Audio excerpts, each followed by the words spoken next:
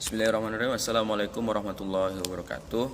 Saya Heru Ardiansyah NIM 4520032 akan menjelaskan hasil dari penelitian kemarin mengenai tarekat Naksabandiyah Khalidiyah dari Buya Haji Mansur di daerah Kamang Mage, Kabupaten Agam, Sumatera Barat. Meluasnya tarekat di Nusantara ini lahir pula lah tiga organisasi yang mana tarekat ini sangat besar berkembang, yaitu Qadariyah, Naksabandiyah, dan Satariyah. Dan di antara ketiga tarekat yang berkembang, tarekat Naksabandiyah lah yang disebut sebagai salah satu tarekat yang paling terpandang yang memiliki banyak pengikut di Indonesia. Dan tarekat Naksabandiyah ini juga disebut sebagai tarekat yang paling mendominasi khususnya di wilayah Minangkabau. Dengan melihat besarnya penyebaran tarekat Naksabandiyah ini di Minangkabau, maka kami meneliti sangat tertarik untuk meneliti bagaimana sih eksistensinya tarekat Naksabandiyah di salah satu wilayah yang ada di Sumatera Barat ini, yang mana di Kecamatan Kamang Mage, Kabupaten Agam, Sumatera Barat.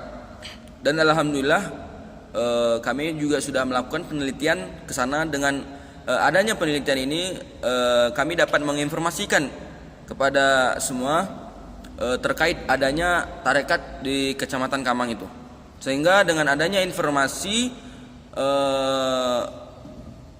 yang kami dapat bahwa zaman modern ini ternyata ajaran tradisional ini dapat juga mempertahankan eksistensinya. Yang pertama kita lihat yaitu biografinya dari Buya Haji Mansur yang bergelar Datuk Nagari Baso, yang merupakan salah satu tokoh di Minangkabau. Dan ia juga merupakan cucu kandung dari Haji Abdul Manan yang juga merupakan salah satu tokoh pahlawan yang berjasa pada saat terjadinya perang di Kamang. Dan Buya Haji Mansur ini lahir itu sekitar pada tanggal 15 Juni 1908 itu di Jorong Kampung Baru, yaitu di Nagari Kamang Mudik, Kecamatan Kamang Mage, Kabupaten Agam, Sumatera Barat. Dan dapat juga dikatakan bahwa Buya Haji Mansur ini hidup dalam masa perang di Kamang. Dan untuk memantapkan ilmu tarekatnya, Buya Haji Mansur ini berguru kepada Buya Arifin di Batu Hampa. Hingga akhirnya Buya Haji Mansur ini membawa ajaran tarekat Naksabandiyah.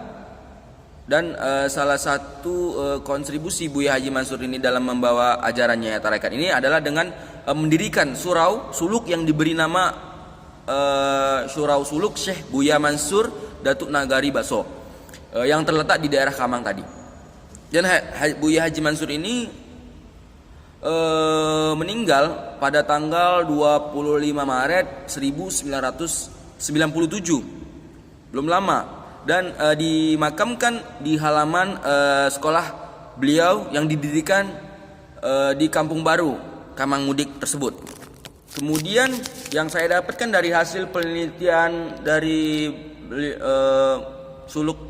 tempat suluk ini, yaitu ajaran-ajaran dari tarekat Syekh Buya Mansur ini. Yang pertama yaitu suluk, yang mana dari hasil wawancara kami waktu itu tanggal 16 Juni, pertetapan pada hari Kamis dengan Bapak Ahmad Fauzi, yang mana Bapak Ahmad Fauzi ini merupakan khalifah di Surau Suluk Buya Haji Mansur, dan beliau adalah salah satu khalifah. Dan juga beliau mengatakan bahwa sebelum masuk suluk kita itu harus bertarekat dulu. Adapun tata cara tarekat yang kami dapat dari sana, yaitu tarekat itu dilakukan itu pada malam hari dan melakukan proses pembaiatan atau pembersihan diri kita. Kemudian ketika dibayar itu, jamaah yang ingin mengikuti tarekat ini, mengikuti suluk ini, dibaringkan dan diselimuti layaknya seperti seseorang mayat.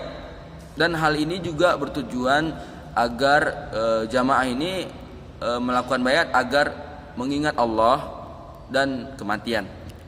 Dan hal ini itu diibaratkan seolah-olah mati sebelum mati. Dan juga ada ketentuan yang kami dapat dari sana dalam suluk ini. Yang paling penting yaitu yang pertama sudah balik. Dan sebelum suluk juga diharuskan jamaah ini untuk mandi. Dan pada siraman pertama itu dibacakan doa, dan pada siraman-siraman selanjutnya itu air biasa saja. Kemudian suluk juga dilakukan selama bulan Ramadan dan 10 hari di bulan Zulhijjah. Dan pada hari 10 hari tersebut itu suluk itu tidak diwajibkan bagi para jamaah, akan tetapi khalifah akan tetap membimbing suluk jika ada permintaan dari jamaah tadi. Dan di dalam suluk ini dikenal dengan namanya tawajuh, dan yang mana tawajuh ini merupakan menutup wajah seperti ini dengan kain. Hal ini bertujuan supaya pandangan kita itu tetap tertutup dan tetap terjaga. Dan posisi tawajuh itu dalam suluk itu sama seperti cara duduk tahiyat akhir, tapi dia kakinya itu di sebelah kiri gitu. Kemudian ada juga ajaran-ajaran beliau yaitu zikir, yang mana dalam ajaran tersebut terdapat 7 tingkatan zikir yang harus dilakukan sebagai bentuk usaha sebelum meninggal. Dan ketujuh tingkatan zikir tersebut nantinya akan membakar 17 kejahatan dan menciptakan 17 kebaikan. Dan adapun ketujuh tingkatan zikir tersebut saya akan menjelaskan satu-satu dengan nama-namanya, tapi ingin melihat kejelasannya seperti yang gambar di samping. Yang pertama itu ada melalui lataif qalbu, kemudian melalui lataif roh, dan melalui lataif sir, melalui lataif khafi, melalui lataif akfa, melalui lataif nafsu natiqah, dan melalui lataif kulfu jasad. Dan untuk mengamalkan zikir-zikir yang tadi ada berapa pedoman yang harus dilakukan dengan didampingi oleh seseorang guru. Dan adapun pedomannya yaitu kita itu mengusahakan untuk ketemu Allah, dan ada juga mengusahakan pendekatan dengan Allah, mengusahakan berpandangan dengan Allah, mengusahakan dapat rahasia dari Allah, kemudian yang terakhir yaitu berhadapan dengan Allah. Dan inilah hasil dari penelitian kami ketika kami berada di daerah Persulukan di Kamang, Kabupaten Agam di Sumatera Barat. Terima kasih. Assalamualaikum warahmatullahi wabarakatuh.